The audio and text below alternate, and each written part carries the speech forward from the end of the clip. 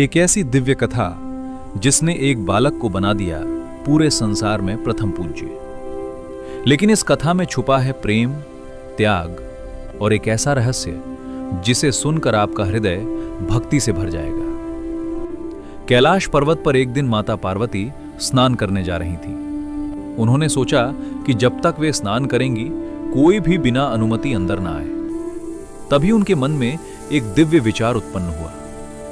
माता पार्वती ने अपने उबटन से एक सुंदर बालक का निर्माण किया और उसमें प्राण फूंक दिए। वो बालक जीवित हो उठा।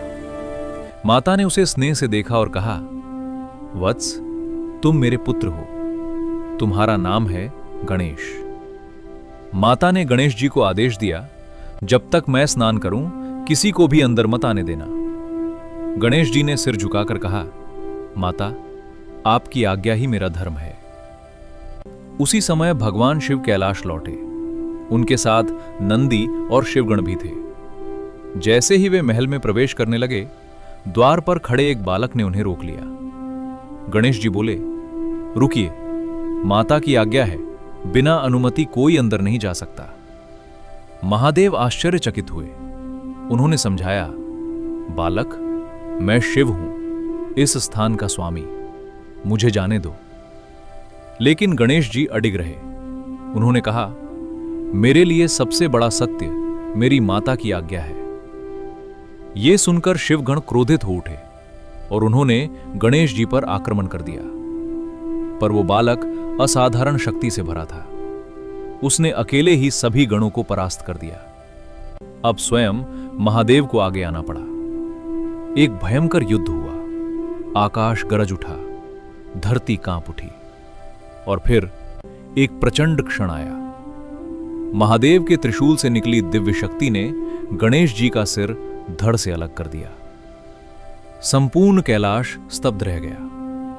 जब माता पार्वती स्नान करके बाहर आईं और उन्होंने अपने पुत्र को इस अवस्था में देखा, उनका क्रोध प्रचंड ज्वाला बन उठा। माता ने अपना उग्र रूप धारण किया। उनकी शक्ति से पूरी सृष्टि कांपने लगी। देवता भयभीत हो उठे। माता पार्वती बोली, यदि मेरे पुत्र को जीवित नहीं किया गया तो मैं संपूर्ण सृष्टि का विनाश कर दूंगी।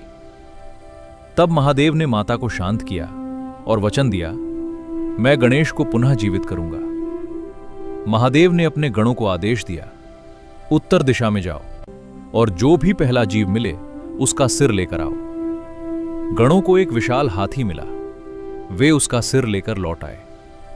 महादेव ने वो हाथी का सिर गणेश जी के धड़ पर स्थापित किया और दिव्य शक्ति से उन्हें पुनः जीवित कर दिया। गणेश जी ने आंखें खोली। माता पार्वती की आंखों में आंसू थे, लेकिन इस बार वे खुशी के थे।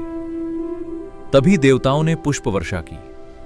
पूरा आकाश जय गणेश के स्वर से गूंज उठा।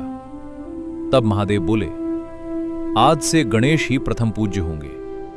संसार में कोई भी शुभ कार्य बिना उनकी पूजा के आरंभ नहीं होगा। इसीलिए आज भी हर पूजा, हर शुभ कार्य गणेश जी से ही शुरू होता है।